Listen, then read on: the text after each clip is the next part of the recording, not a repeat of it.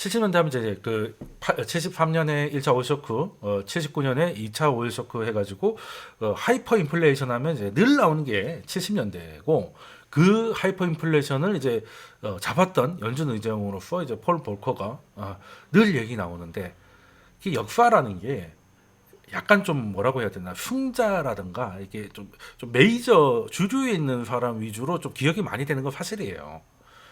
그 하이퍼 인플레이션을 연준 의장인 폴 볼커가 혼자 잡았냐? 절대 그건 아닙니다. 절대 그건 아니에요. 그러니까 이거는 그 모든 가격은 이제 수요와 공급이 만나는 그 지점에서 생겨난 게 가격이잖아요. 그러면 그 공급은 그대로인데 수요만 작살내 가지고 이렇게 뭐 잡을 수 있나? 뭐 물론 뭐 아예 죽여버리면 될 수 있겠는데 그럼 70년대로 조금 돌아가 보죠. 그 그럼 70 볼커 이전에는 금리를 안 올렸나? 그 전에 뭐 그 밀러도 있고 아서 번즈도 있고 해서 거의 사실상 좀 실패한 연준 의장으로서 많이 얘기되고 있는데 그 볼커가 그 79년 그때쯤에 취임을 하고 한 80 몇 년, 88년인가 그때까지 취임을 하는데요. 그 전에는 연준이 금리를 안 올렸을까? 그건 아닙니다. 그럼 또 뭐 역사 돌려보면 되죠. 자, 볼커가 재임했던 시기는 제가 빨간색으로 해뒀는데 파란색이 CPI고요. 파란색이 미국 CPI고 빨간색이 연준의 그 실효금리입니다. 뭐그 정책금리처럼 딱딱딱 계단식은 안 되지만 어쨌든 실효금리가 실효적으로 나온 거니까 이거 보시면 되는데 물론 여기 사이사이에 좀 이렇게 떨어진 적은 있지만 우리가 70년대 하면 요때부터라고 하면 요 60년도 동안은 가만 보면 금리는 이나 기간도 있긴 했지만요. 그때 이때는 사실 CPI가 내려가고 있을 때니까 대부분 10년 가까이 금리 인상 기조였습니다. 금리 인상 기조였어요. 근데 너무 작게 올려서 뭐 그런 거 아니야? 라고 생각하실 수 있는데 당시에도 그렇게 낮지 않았습니다. 이게 단위를 보세요, 단위를. 이게 0.25가 아니고 2.5%입니다. 이때만 해도 5%, 막 한 7% 됐다는 거죠. 옛날이니까 금리가 높은 거 아니야? 그러니까 여러분들이 생각하는 옛날은 여기고요, 여기. 7, 80년대 이때고, 이때도 금리가 결코 낮지 않았다. 그리고 보시면 아시겠지만 파란색하고 빨간색이 뭐 얼추 비슷하게 가지 않습니까? 그리고 원래는 이제 금리가 이제 뭐 물가보다는 위에 있는 게 맞긴 한데 뭐 이걸 보면 그렇게 일부러 저금리를 그렇게 만들었다라고 보기엔 좀 어렵지 않나? 라는 생각을 해요. 물론 이제 요때랑 약간 기존 다르지만 어쨌든 10년 동안 금리는 상승하고 있었어요. 근데 문제는 73년 요때쯤에 그 중동 전쟁이 터지는데 그때 뭘 하냐면 그거죠. 그 사우디에서 그 그러니까 서방에서 제재를 한 게 아니라 이제 사우디가 이제 제재 너희들 석유 필요하지 안 팔아버릴 거야 이렇게 된 거죠. 그러니까 당연히 이제 석유를 구할 수 없게 되니까 오일 쇼크가 터진 건데 그게 73년 1차 오일 쇼크잖아요. 그럼 당연히 이제 물가가 푸숑 올라갔고 그걸 잡기 위해서 금리도 올라갔습니다. 이때는 사실 볼거가 아니었는데도 꽤 상당히 금리를 올렸다는 거죠. 그러고 나서 75년쯤 되면 그 수출 금지를 철회합니다. 물론 이제 그 이스라엘이나 이런 애들이 점령지에서 철수할 거라고 생각하고 이제 수출을 안 한다고 했는데 수출 안 하는데 계속 버티는 거예요. 그래서 이제 자기들 장사를 해야 되잖아. 그래서 이제 오펙에서 석유수출 금지를 75년에 해제를 합니다. 해제를 해서 이제 물가가 좀 풀리죠. 그래 1차 오일 쇼크가 끝나요. 끝냈는데 그러고 나서 다시 이제 2차는 79년 요때 일어나는데 그것도 이제 그때는 이제 이란 혁명이 일어나 가지고 호메이니가 이제 그 집권을 하면서 거기서 또 석유 수급에 문제가 발생한 게 2차 오일 쇼크인데 중요한 거는 제가 얘기하고 싶은 거는 벌커가 와서 잡았다라고 하는데 보통이라고 하면 일단 그 CPI가 상승할 때 금리를 올려서 물가를 잡으려고 하다가 CPI가 정점을 찍고 내려오면은 더 이상 인상을 하지 않거나 이날에서 어느 정도 맞추거든요. 맞추는데 볼커는 사실상 79년에 CPI가 정점을 찍고 내려옴에도 불구하고 상당 기간 고금리를 유지하면서 사실상 거의 그 물가를 잡는 정도가, 그러니까 물가를 학살을 하죠. 학살을. 그렇게 됐기 때문에 지금 시장이 두려운 게 그겁니다. 만약에 볼 것처럼 한다면, 볼 것처럼 하겠다고 한 거에 예수가 왜 무섭냐면, 그러면 지금 이제 모든 게 좀 공급 충격이나 이런 것좀 풀려서 물가가 정점을 찍고 내려와도 확실히 내려올 때까지 금리는 엄청나게 높은 상황이 유지할 생각도 있는 거냐라고 물어본 걸 수도 있다는 거지. 요거 이해되십니까? 예, 그걸 좀 시장은 그걸 좀 두려워하는 거고요. 제가 단톡방하고 이거 두 개를 열어놨더니 헷갈리네.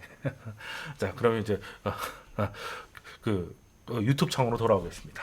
예, 그래서 근데 재밌는 건 80년도에 잡힌 거 같잖아요. 근데 우리의 흔한 생각은 금리를 이렇게 올려서 CPI가 잡힌 것 같은데 CPI가 먼저 내려왔네. 예? CPI가 먼저 내려왔잖아요. CPI 정점 찍은 건 79년이에요. 근데 금리는 82년 뭐 이때까지 굉장히 높은 수준 20% 가까이 유지됩니다. 그러면 우리 흔히 착각하는 게 금리를 20%까지 올려가지고 물가가 잡힌 게 아니고 그 전에 물가는 꺾이고 있었다는 거죠. 그러면 물가 꺾이고 있는데 좀 과도한 금리 유지가 있지 않았나 하는 생각을 하는데, 아니 그래도 그렇게 했으니까 금방 또 살아날지도 모르니까 꽉꽉 눌러야 되는 거지라고 생각하실 수가 있을 텐데요. 그게 그렇지는 않습니다. 여기 금리만 올려서 잡은 게 아니라 공급이 많이 움직였어요. 사우디에는 석유부 장관이 아예 따로 있죠. 워낙 석유 중요한 나라니까. 거기 보면 그 야마니 장관이라고 해서 1차 오일 쇼크를 사실상 이제 주도한 사람이에요. 그때 이제 73년에 아랍 이스라엘 전쟁 때 그때 수출 금지를 결정한 게 야마니 장관이거든요. 그리고 예전에 박근혜 대통령도 이제 이거 인용을 해가지고 유명한 명언인데, 그 석기 시대는 돌이 부족해서 끝난 게 아니다. 라는 거죠. 그 말을 이 양반이 했어요. 이 양반이 해서 한 18년인가? 굉장히 오래 석유부 장관이 있었습니다. 그래서 일단 그때 73년 같은 경우는 공급을 쥐어짜는 걸로 갔기 때문에 당연히 이제 그때가 뭐 한 배럴당 3달러였다가 12달러로 4배 오르고요. 그때 우리나라에 그 특이한 한국에 오면 왜 택시에 가스차라는 게 외국인 보면 놀라잖아요. 외국에는 가스차 거의 없죠. 그때 이제 택시에 가스차로 바뀌던 그때가 이제 1차 오셨고 됩니다. 그때부터 이제 기름값이 감당이 안 된다 이렇게 해가지고 택시는 이제 가스차로 바뀌던 게 이제 우리였고, 당시에 미국도 이제 휘발유가 배급제가 있었고, 그리고 이제 모든 고속도로에 55마일, 그러니까 한 88km 정도 제한 속도. 88km면 뭐 강명북로 아닌가라고 생각하는데 고속도로까지 전부 까지 걸렸던 그런 오일 쇼크를 만들었던 게 사실은 뭐겠습니까? 저금리로 간 게 아니라 공급 충격으로 온 거고요. 그리고 반대로 그러면 만약에 볼커가 금리를 높여가지고 잡았다면 그 공급이 문제가 아니었다면 그 중동의 전쟁이 73년, 79년만 있었냐는 겁니다. 예. 중동은 늘 싸우잖아요. 그러니까 재밌는 게 그거예요. 그러니까 중동은 지금도 싸우고 있습니다. 지금도 싸우고 있는데 왜 하필 그때 73년하고 79년 그 전쟁 때문에 그렇게 유가가 난리가 났냐 라는 거죠. 그리고 79년에 2차 오일 쇼크가 있었는데 그러고 나서 80년 지나면 이란 이라크 전쟁이 8년 전쟁이 일어나거든요. 아실 만한 분은 아실 거예요. 이란하고 이라크하고 8년 동안 전쟁을 하는데 80년대 때 그러면 70년대 때 전쟁은 오일 쇼크를 가져왔는데 80년대의 전쟁은 왜 오일 쇼크를 가져오지 않았냐? 오히려 80년대 전쟁이 더 길었죠. 8년은 그냥 쭉 내리 전쟁을 했다니까요. 뭐 3차, 4차 이런 게 아니고. 근데 우리가 80년대 때 80년대는 이제 물가가 잡혔다고 생각하잖아. 볼 것 때문이 아닙니다. 이때는 이 야마니 장관이 어떻게 생각을 바꾸냐면, 일단 그 70년대 때 오일 쇼크 10년 동안 그 너무 많이 그 1차 때 4배 오르고요. 2차 때 2배인가 3배 정도 올라요. 그럼 10년 동안 거의 뭐 그 몇 배 오른 거야? 4배 오른 거에 뭐 한 2배 올랐나 8배 올랐나요? 뭐 그 정도 되는 건데 그렇게 이렇게 계속 오르니까 돈을 버는 것까지는 좋은데 이런 식으로 되면 석유가 너무 비싸지니까 사람들이 석유를 안 써서 결론은 수요가 없어지면 이제 석유 팔아서 돈을 못 벌게 될 거라는 생각을 하게 돼요. 예, 그러면서 아예 이제는 그 비싸게 파는 전략이 아니라 많이 파는 전략으로 가요. 그러니까 이란 이라크가 전쟁한다고 싸우니까 그 사이에 사우디가 가격을 높이지 않고 생산을 늘려가지고 그 시장 점유율을 넓히는 쪽으로 갑니다. 시장 점유율을. 예, 그런 식으로 하다 보니까 전쟁이 터졌는데 공급이 줄지 않아요. 그러니까 물가가 잡히는 거지. 요거 이해되시는. 그러니까 사실은 오일 쇼크라고 생각을 하시면 다 그냥 볼커나 미국의 시각에서만 보시는데 사실은 공급 측면의 생각의 변화, 전략의 변화가 굉장히 중요했다는 겁니다. 굉장히 중요했다는 거예요. 네. 그래서 지금 제가 하고 싶은 얘기가 뭔지 아실 것 같죠. 지금 연준이 금리 세게 올린다고 잡을 수 있는 거는 굉장히 제한적이다. 어, 이거 근본 해결이 되지 않는다. 근본 해결이 되지 않는데 너무 무리하게 가면 이제 사단이 난다.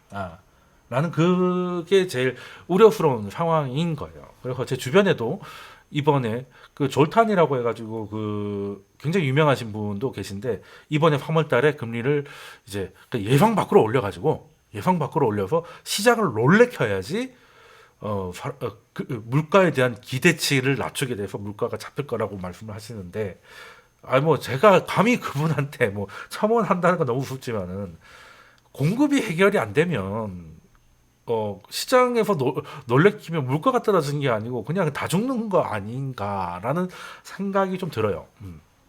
예.